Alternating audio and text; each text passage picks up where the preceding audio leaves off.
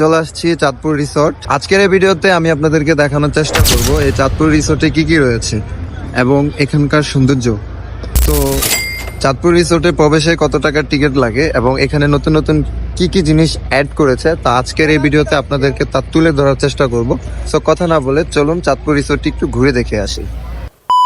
আসসালামু আলাইকুম চাঁদপুরবাসী, চলে আসছি চাঁদপুর রিসোর্ট। চাঁদপুর রিসোর্টটি চাঁদপুর গাছতলা ব্রিজের পাশে অবস্থিত, এটা আপনারা অনেকেই জানেন। আর যারা যারা জানেন না তাদেরকে জানানোর জন্য লোকেশনটি একটু এক্স্যাক্টলি বলে দিচ্ছি। চাঁদপুর ওয়ারলেস আসবেন, ওয়ারলেস থেকে চাঁদপুর গাছতলা ব্রিজে ওঠার পথে বা গাছতলা ব্রিজের উপরে উঠলেই হাতের বাম দিকে এই চাঁদপুর রিসোর্টটি দেখতে পাবেন।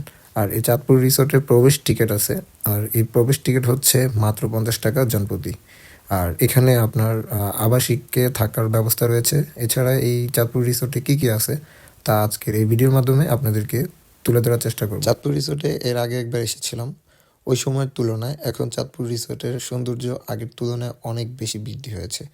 আর সৌন্দর্য বৃদ্ধি হওয়ার প্রধান যে কারণ সেগুলো হচ্ছে এই যে আমার সামনে যে নদীর পাশে যে বসার স্থাপনাগুলো দেখতেছেন, এই স্থাপনাগুলো এবং পিছনে যে লাভের যেই ব্রিজটা রেখে আসছি এই ব্রিজ, আর এই নতুন নতুন স্থাপনার কারণেই চাঁদপুর রিসোর্টটি এখন আগের তুলনায় অনেক বেশি ভালো লাগে। তো আপনারা যারা যারা চাঁদপুর রিসোর্টে গিয়ে ঘুরে এসেছেন অবশ্যই কমেন্ট করে জানাবেন কার কার কাছে আগের চাঁদপুর রিসোর্ট আর বর্তমান চাঁদপুর রিসোর্ট কোনটা বেশি ভালো লেগেছে। আর চাঁদপুর এই রিসোর্টটা মূলত একটি ফ্যামিলি পার্ক নামে পরিচিত।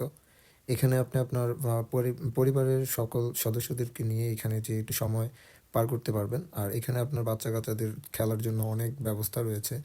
এছাড়া এখানে আপনারা চাইলে যে কোনো পার্টি প্রোগ্রাম, বিয়ে, বার্থডে থেকে শুরু করে নানা রকম প্রোগ্রামের আয়োজন করতে পারবেন। এখানে নৌকা থেকে শুরু করে আরও অনেক কিছু রয়েছে। এবং আপনারা যদি দূর দূরান্ত থেকে আসেন আপনারা চাইলে এখানে রাতের বেলা স্টে করতে পারবেন। এখানে রাতের বেলা কটেজ রয়েছে থাকার জন্য। আর এই কটেজে কত টাকা ভাড়া, কী আসে কী বিষয়, এইসব বিষয় জানার জন্য যদি আপনারা কেউ জানতে চান তাহলে অবশ্যই আমাকে কমেন্ট বা মেসেজ করবেন। আর এছাড়া এই জায়গাটা আসলে দেখতে অনেক সুন্দর। এছাড়া এই চাঁদপুর রিসোর্টে খাওয়া দাওয়া করার জন্য রেস্টুরেন্টের ব্যবস্থা রয়েছে।